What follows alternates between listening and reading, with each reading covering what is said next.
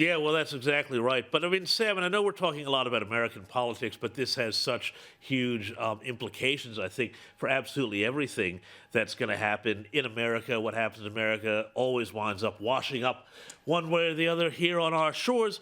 What, though, I was talking to my previous guest about this.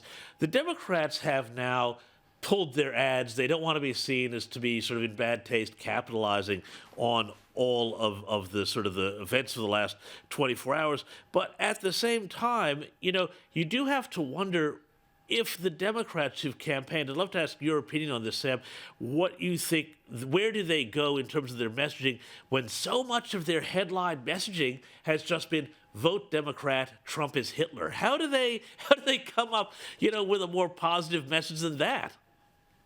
Well, I think you're absolutely right. And I think this is one of the many reasons that the Democrats are in a little bit of a crouch right now. They don't quite know where to go.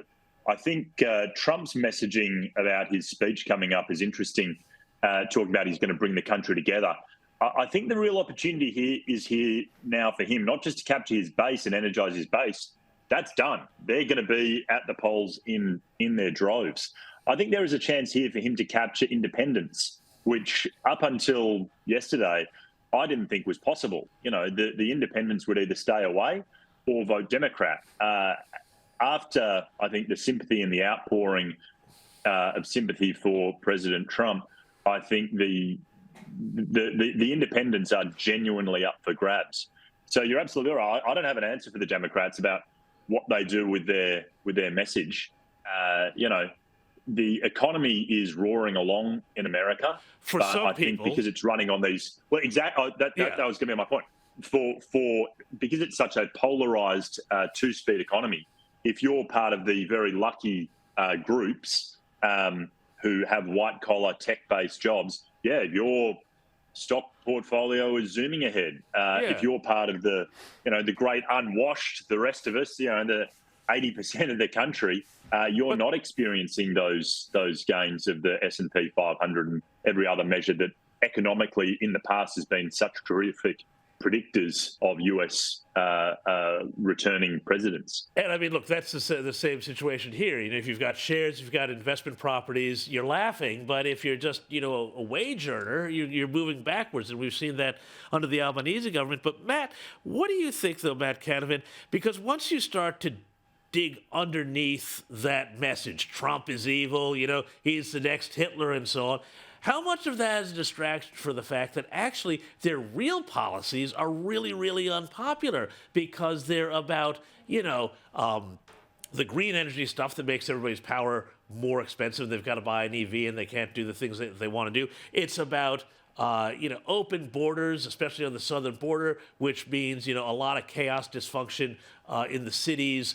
Crime comes along with it. And, of course, depressing wages. So how much of what we've seen over the last few years out of the Democrats is really just a way to kind of, as Paul always says, it's a magician's distraction trick.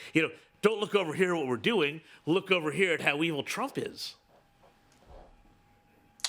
Look, I think you're right. I think the Democrats will have to jettison that over-the-top rhetoric now in light of these tragic events.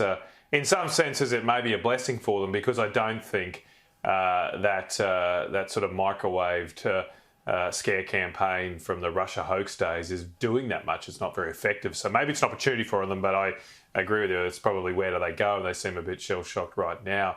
But look, I also think the other thing that you haven't said here, and probably the thing that might trump, if you like, excuse the pun, for any other response from the Democrats is the response of Donald Trump himself.